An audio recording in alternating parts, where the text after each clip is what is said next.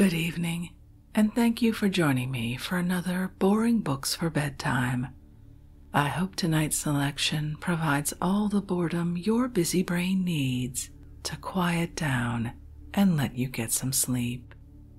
Before we begin, I'd like to give a special shout out of thanks to a number of new members of our Patreon family: Ted, Mel, Lynn, Sandra, Sean, Gary, and Nick.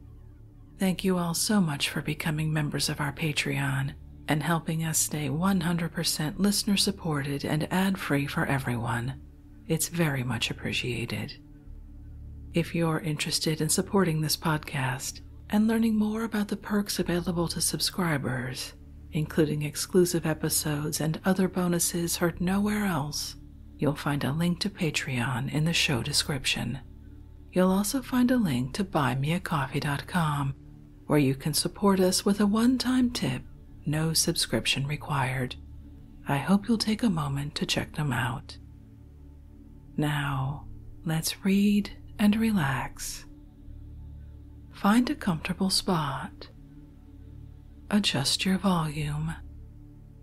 Take a nice deep breath in. Let it out slowly.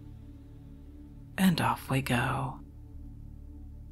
This evening we're returning to a work that more than a few of you have requested: a general history of the pirates, from their first rise and settlement in the island of Providence to the present time, with the remarkable actions and adventures of the two female pirates, Mary Read and Anne Bonny, to which is added a short abstract of the statute and civil law in relation to piracy, the second edition with considerable additions by Captain Charles Johnson, better known as Daniel Defoe, printed for and sold by T. Warner at the Black Boy in Paternoster Row, London, 1724. Let's pick up where we left off, an introduction to the history of the pirates and their settlement in the Caribbean. The rovers being now pretty strong, they consulted together about getting some place of retreat where they might lodge their wealth, clean and repair their ships, and make themselves a kind of abode.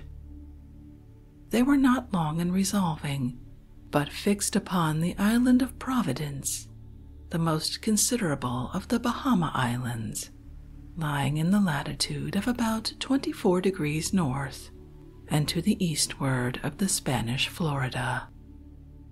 This island is about 28 miles long and 11 where broadest, and has a harbor big enough to hold 500 sail of ships, before which lies a small island which makes 2 inlets to the harbor. At either way there is a bar over which no ship of 500 ton can pass. The Bahama Islands were possessed by the English till the year 1700, when the French and Spaniards from Petit Guavas invaded them, took the fort and governor of the island of Providence, plundered and destroyed the settlements, etc., carried off half the slaves, and the rest of the people who fled to the woods retired afterwards to Carolina.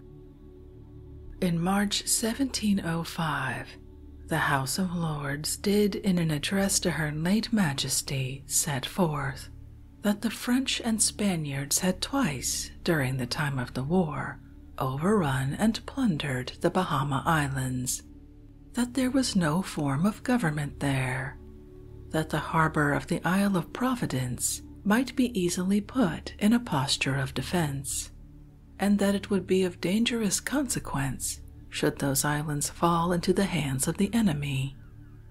Wherefore the lords humbly besought Her Majesty to use such methods as she should think proper for taking the said island into her hands, in order to secure the same to the crown of this kingdom, and to the security and advantage of the trade thereof.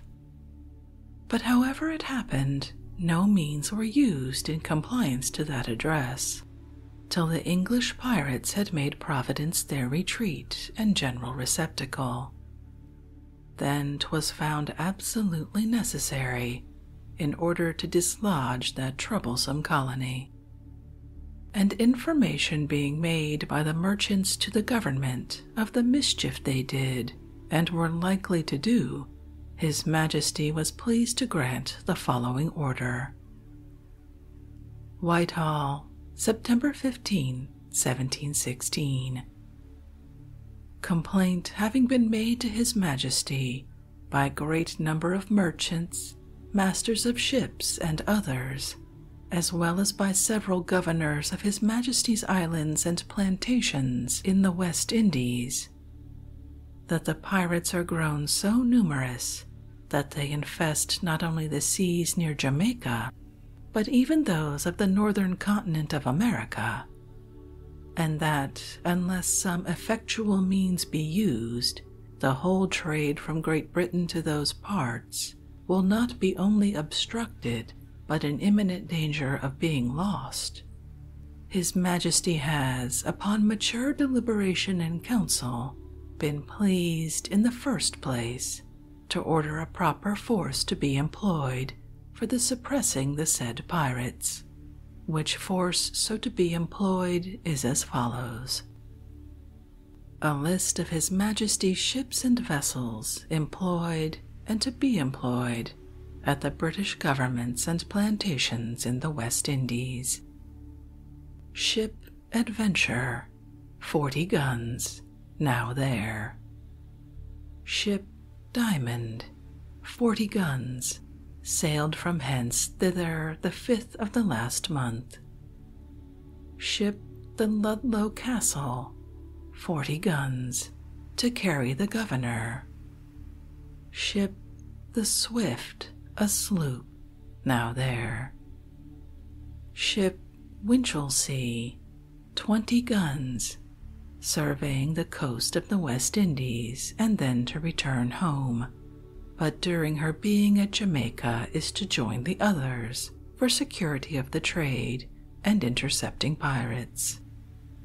Ship the Scarborough, 30 guns, now there. Ship Seaford, now there. Ship the Trial, a sloop, 6 guns. Ship Lime, 20 guns, now there. Ship Shoreham, 30 guns, ordered home. Ship Pearl, 40 guns, sailed thither from home the 7th of last month, and is to cruise about the Capes. Ship Phoenix, 30 guns, now there. Ship Squirrel, 20 guns.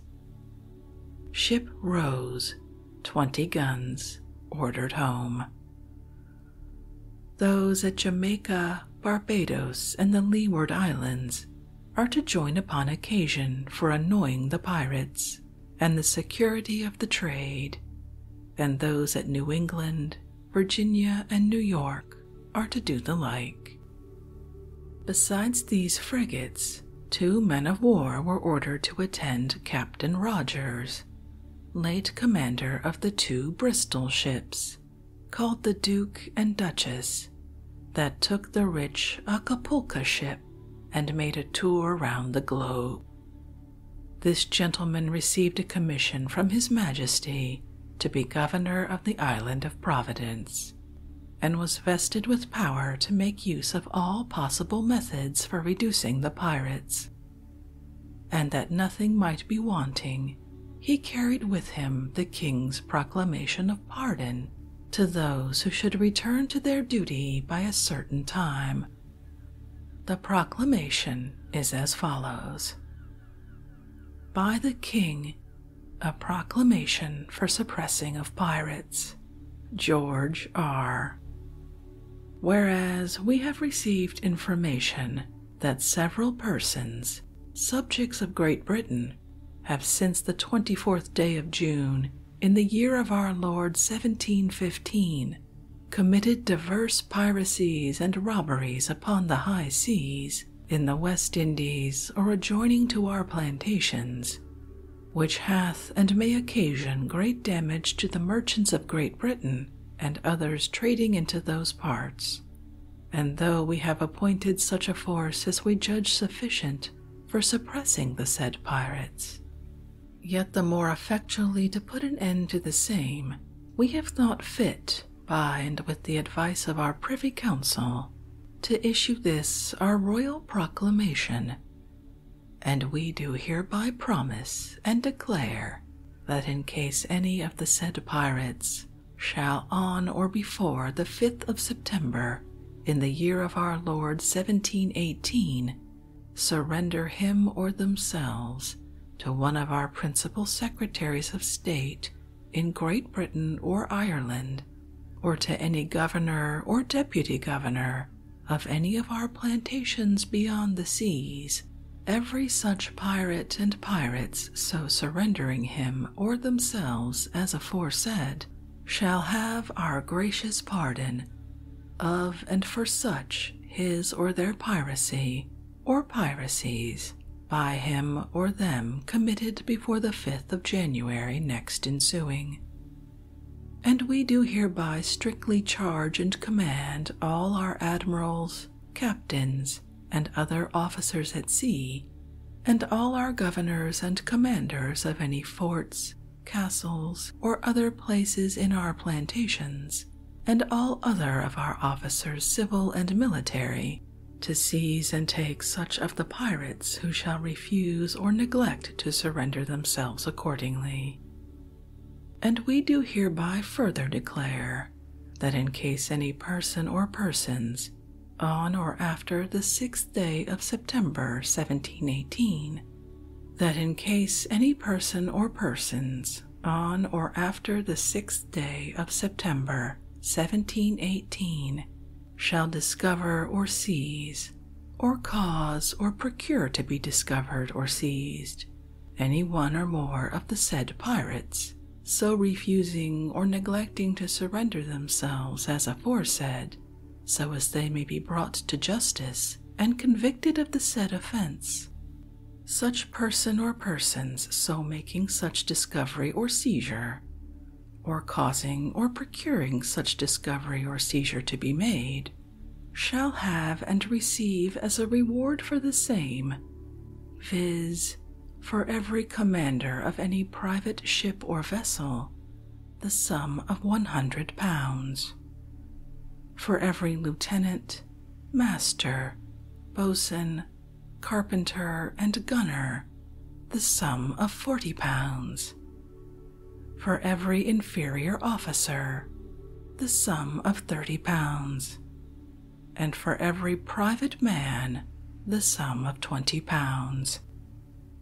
And if any person or persons belonging to and being part of the crew of any such pirate ship or vessel shall on or after the said 6th day of September 1718 seize and deliver, or cause to be seized or delivered, any commander or commanders of such pirate ship or vessel, so as that he or they be brought to justice and convicted of the said offense, such person or persons as a reward for the same shall receive for every such commander the sum of £200, which said sums the Lord Treasurer or the Commissioners of our Treasury for the time being are hereby required and desired to pay accordingly.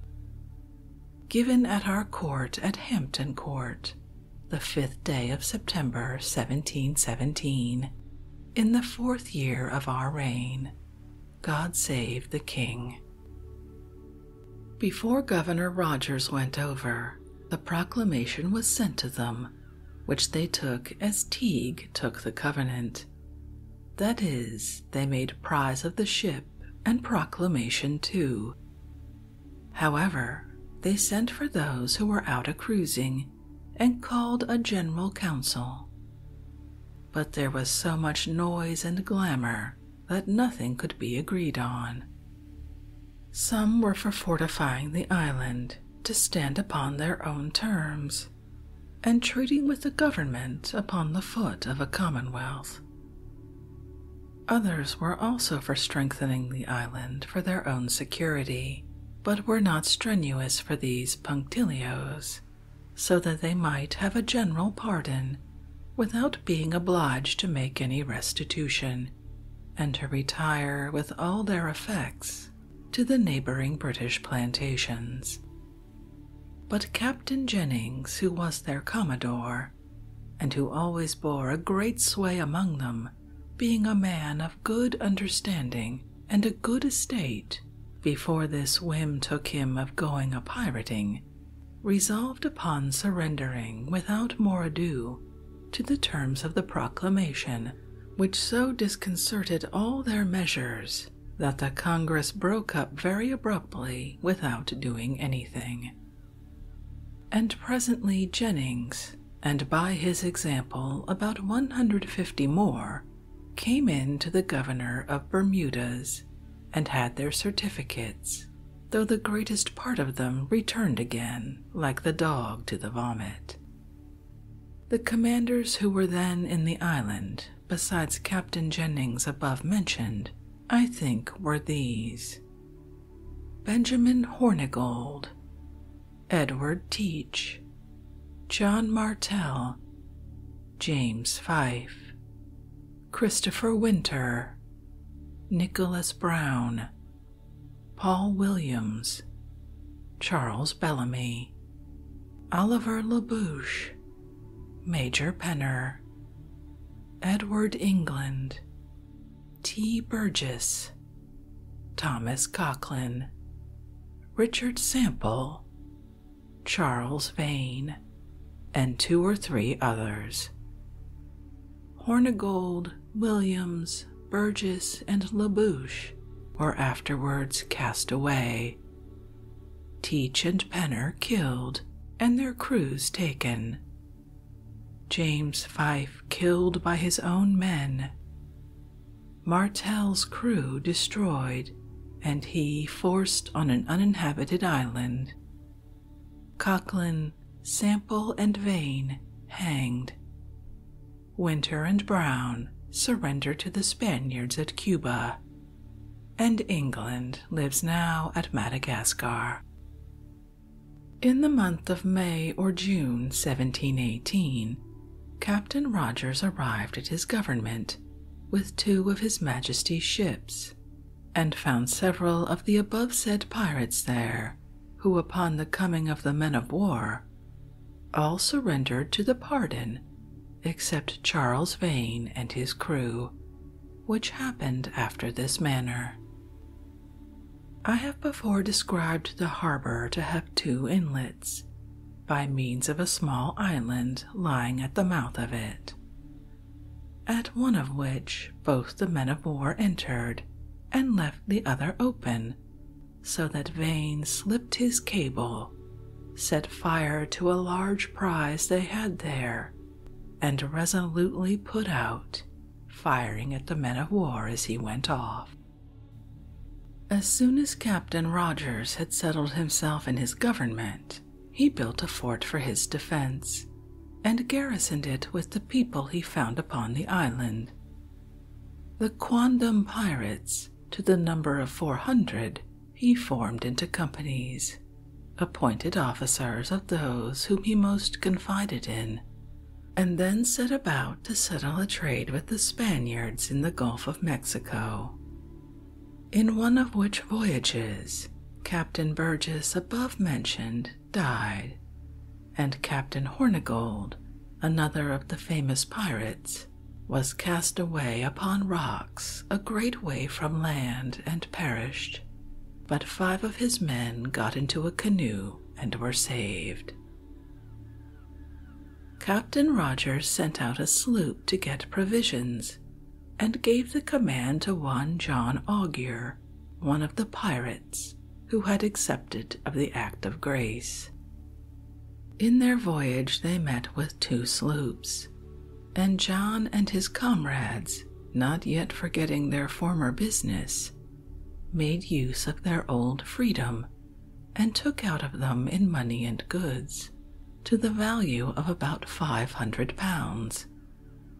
After this, they steered away for Hispaniola, not being satisfied whether the governor would admit them to carry on 2 trades at once, and so thought to have bidden farewell to the Bahama Islands. But as ill luck would have it, they met with a violent tornado, wherein they lost their mast, and were drove back to one of the uninhabited Bahamas, and lost their sloop.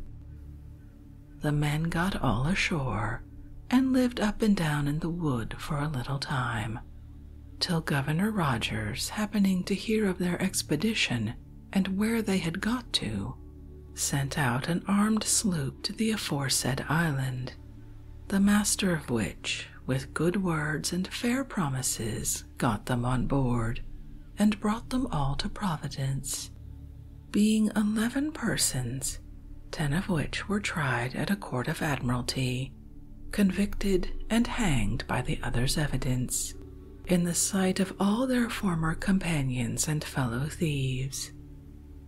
The criminals would fain have spirited up the pardoned pirates to rescue them out of the hands of the officers of justice, telling them from the gallows that they never thought to have seen the time when 10 such men as they should be tied up and hanged like dogs, and 400 of their sworn friends and companions quietly standing by to behold the spectacle.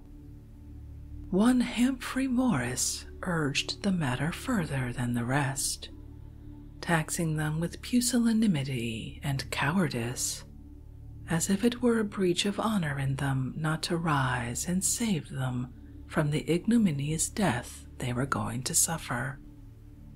But 'twas all in vain, they were now told. It was their business to turn their minds to another world, and sincerely to repent of what wickedness they had done in this. "Yes," answered one of them, "I do heartily repent. I repent I had not done more mischief, and that we did not cut the throats of those that took us, and I am extremely sorry that you aren't all hanged as well as we." "So do I," says another, "and I," says a third. And then they were all turned off without making any other dying speeches, except one Dennis McCarty, who told the people that some friends of his had often said he should die in his shoes, but that he would make them liars, and so kicked them off. And thus ended the lives with their adventures of those miserable wretches who may serve as sad examples of the little effect mercy has upon men once abandoned to an evil course of life.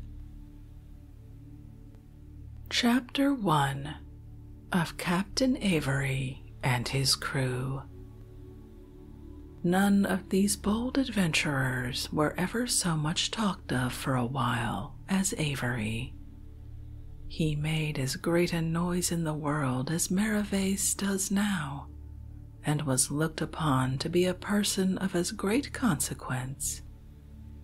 He was represented in Europe as one that had raised himself to the dignity of a king, and was likely to be the founder of a new monarchy, having, as it was said, taken immense riches, and married the great Mogul's daughter, who was taken in an Indian ship which fell into his hands, and that he had by her many children living in great royalty and state, and that he had built forts, erected magazines, and was master of a stout squadron of ships, manned with able and desperate fellows of all nations. And he gave commissions out of his own name to the captains of his ships and to the commanders of his forts, and was acknowledged by them as their prince. a play was writ upon him called The Successful Pirate, and these accounts obtained such belief that several schemes were offered to the council for fitting out a squadron to take him, while others were for offering him and his companions an act of grace, and inviting them to England with all their treasure, lest his growing greatness might hinder the trade of Europe to the East Indies. Yet all these were no more than false rumors, improved by the credulity of some, and the humor of others, who love to tell strange things. For while it was said he was aspiring at a crown, he wanted a shilling, and at the same time it was given out he was in possession of such prodigious wealth in Madagascar, he was starving in England. No doubt but the reader will have a curiosity of knowing what became of this man, and what were the true grounds of so many false reports concerning him. Therefore I shall, in as brief a manner as I can, give his history. Avery was born in the west of England near Plymouth in Devonshire. Being bred to the sea, he served as a mate of a merchantman in several trading voyages. It happened before the peace of Rifwick, when there was an alliance betwixt Spain, England, Holland, etc. against France, that the French in Martinico carried on a smuggling trade with the Spaniards on the continent of Peru, which by the laws of Spain is not allowed to friends in time of peace, for none but native Spaniards are permitted to traffic in those parts, or set their feet on shore, unless at any time they are brought as prisoners. Wherefore they constantly keep certain ships cruising along the coast, whom they call Guarda del Costa, who have the orders to make prizes of all ships they can light of within 5 leagues of land. Now the French growing very bold in trade, and the Spaniards being poorly provided with ships, and those they had being of no force, it often fell out that when they light of the French smugglers, they were not strong enough to attack them. Therefore it was resolved in Spain to hire 2 or 3 stout foreign ships for their service, which being known at Bristol, some merchants of that city fitted out 2 ships of 30-odd guns, and 120 hands each, well furnished with provision and ammunition and all other stores. And the hire being agreed for by some agents for Spain, they were commanded to sail for Corunna or the Groin, there to receive their orders and to take on board some Spanish gentlemen who were to go passengers to New Spain. Of one of these ships, which I take to be called the Duke, Captain Gibson commander, Avery was first mate, and being a fellow of more cunning than courage, he insinuated himself into the good will of several of the boldest fellows on board the other ship, as well as that which he was on board of. Having sounded their inclinations before he opened himself, and finding them ripe for his design, he at length proposed to them to run away with the ship, telling them what great wealth was to be had upon the coasts of India. It was no sooner said than agreed to, and they resolved to execute their plot at 10 o'clock the night following. It must be observed the captain was one of those who are mightily addicted to punch, so that he passed most of his time on shore in some little drinking ordinary, but this day he did not go on shore as usual. However, this did not spoil the design, for he took his usual dose on board, and so got to bed before the hour appointed for the business. The men also, who were not privy to the design, turned into their hammocks, leaving none upon deck but the conspirators, who indeed were the greatest part of the ship's crew. At the time agreed on, the Duchess's longboat appeared, which Avery, hailing in the usual manner, was answered by the men in her, "Is your drunken boatswain on board?" which was the watchword agreed between them, and Avery replying in the affirmative, the boat came aboard with 16 stout fellows and joined the company. When our gentry saw that all was clear, they secured the hatches, so went to work. They did not slip the anchor, but weighed it leisurely, and so put to sea without any disorder or confusion, though there were several ships then lying in the bay, and among them a Dutch frigate of 40 guns, the captain of which was offered a great reward to go out after her. But Mynheer, who perhaps would not have been willing to have been served so himself, could not be prevailed upon to give such usage to another, and so let Mr. Avery pursue his voyage whither he had a mind to. The captain, who by this time was awaked, either by the motion of the ship or the noise of working the tackles, rung the bell. Avery and 2 others went into the cabin. The captain, half asleep and in a kind of fright, asked what was the matter. Avery answered coolly, "Nothing." The captain replied, "Something's the matter with the ship. Does she drive? What weather is it?" Thinking nothing less than that it had been a storm, and that the ship was driven from her anchors.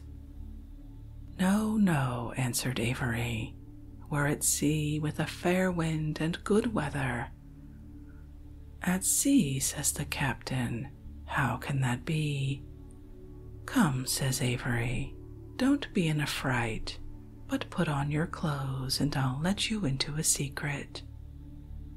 You must know that I am captain of this ship now, and this is my cabin. Therefore you must walk out. I am bound to Madagascar with the design of making my own fortune, and that of all the brave fellows joined with me." The captain, having a little recovered his senses, began to apprehend the meaning.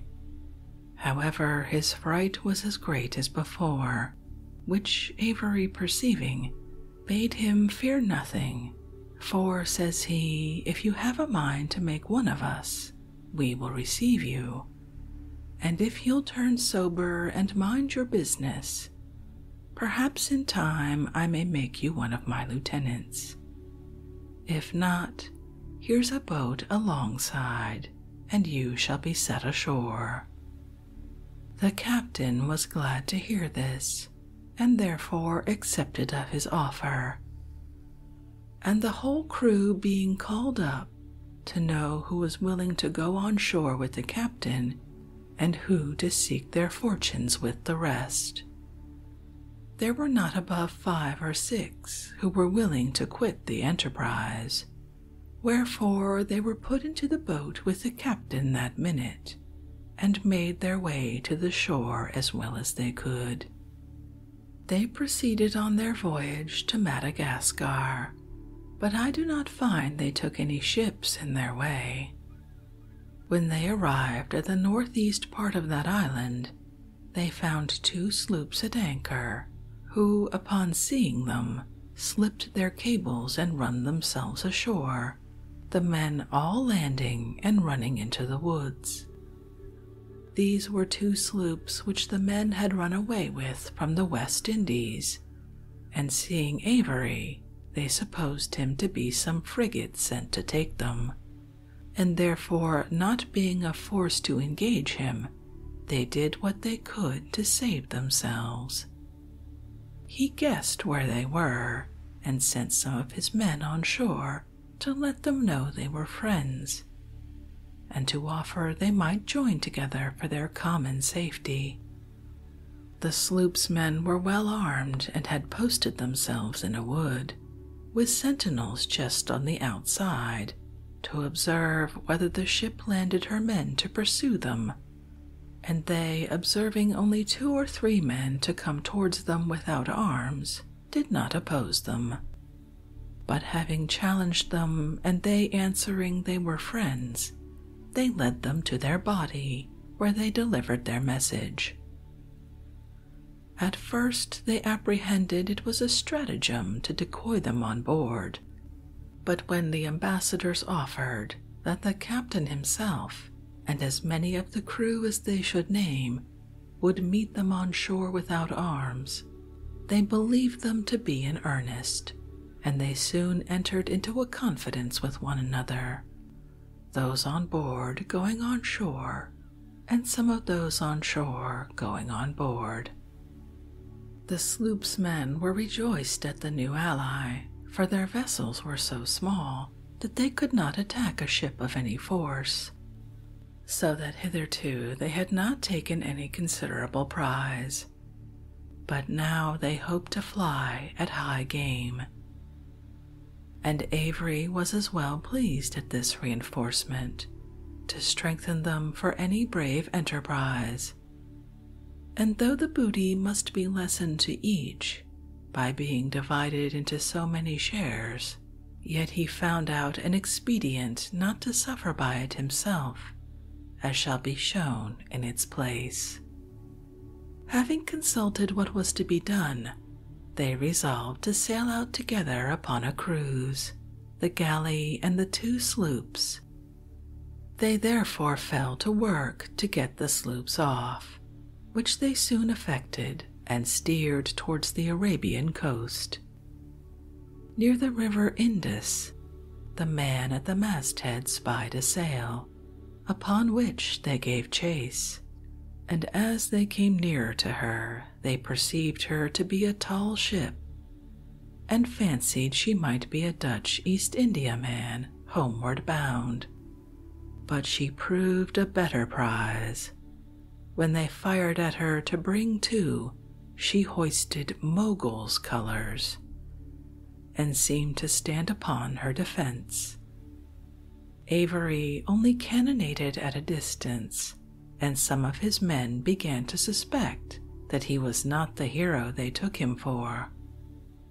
However, the sloops made use of their time, and coming one on the bow and the other on the quarter of the ship, clapped her on board and entered her, upon which she immediately struck her colors and yielded. She was one of the great Mogul's own ships, and there were in her several of the greatest persons of his court, among whom it was said was one of his daughters, who were going on a pilgrimage to Mecca, the Mohammedans thinking themselves obliged once in their lives to visit that place, and they were carrying with them rich offerings to present at the shrine of Mohammed. It is known that the Eastern people travel with the utmost magnificence, so that they had with them all their slaves and attendants, their rich habits and jewels, with vessels of gold and silver, and great sums of money to defray the charges of their journey by land. Wherefore the plunder got by this prize is not easily computed. Having taken all the treasure on board their own ships, and plundered their prize of everything else they either wanted or liked, they let her go. She, not being able to continue her voyage, returned back. As soon as the news came to the Mogul, and he knew that they were English who had robbed them, he threatened loud, and talked of sending a mighty army, with fire and sword, to extirpate the English from all their settlements on the Indian coast. The East India Company in England were very much alarmed at it. However, by degrees, they found means to pacify him by promising to do their endeavors to take the robbers and deliver them into his hands. However, the great noise this thing made in Europe, as well as India, was the occasion of all these romantic stories which were formed of Avery's greatness. In the meantime, our successful plunderers agreed to make the best of their way back to Madagascar, intending to make that place their magazine or repository for all their treasure, and to build a small fortification there, and leave a few hands always ashore to look after it, and defend it from any attempts of the natives. But Avery put an end to this project and made it altogether unnecessary. As they were steering their course, as has been said, he sent a boat on board of each of the sloops, desiring the chief of them to come on board of him in order to hold a council. They did so, and he told them he had something to propose to them for the common good, which was to provide against accidents. He bade them consider the treasure they were possessed of would be sufficient for them all if they could secure it in some place on shore. Therefore all they had to fear was some misfortune in the voyage.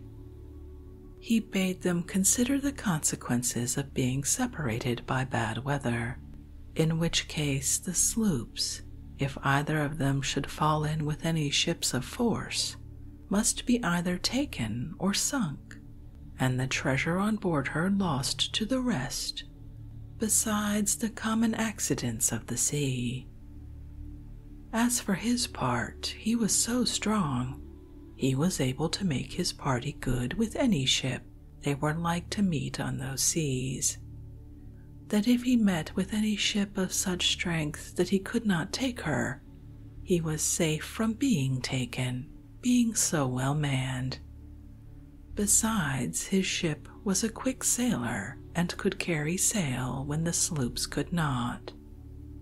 Wherefore he proposed to them to put the treasure on board his ship, to seal up each chest with 3 seals, whereof each was to keep 1, and to appoint a rendezvous in case of separation. Upon considering his proposal, it appeared so seasonable to them that they readily came into it, for they argued to themselves that an accident might happen to one of the sloops, and the other escape, wherefore it was for the common good. The thing was done as agreed to, the treasure put on board of Avery, and the chest sealed. They kept company that day and the next, the weather being fair, in which time Avery tampered with his men, telling them they now had sufficient to make them all easy, and what should hinder them from going to some country where they were not known, and living on shore all the rest of their days in plenty. They understood what he meant, and in short they all agreed to bilk their new allies, the sloopsmen. Nor do I find that any of them felt any qualms of honor rising in his stomach to hinder them from consenting to this piece of treachery. In fine, they took advantage of the darkness that night, steered another course, and by morning lost sight of them. I leave the reader to judge what swearing and confusion there was among the sloopsmen in the morning when they saw that Avery had given them the slip, for they knew by the fairness of the weather and the course they had agreed to steer that it must have been done on purpose.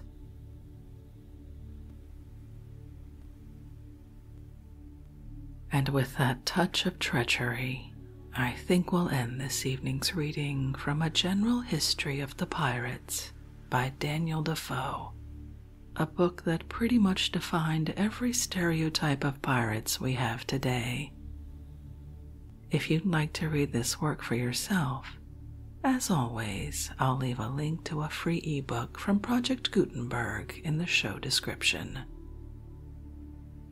If you'd like to connect, suggest a boring book you'd like to hear read, or one you'd like to hear more of, the best place to catch me is on Twitter at BoringBooksPod, or drop me an email via our website, www.boringbookspod.com.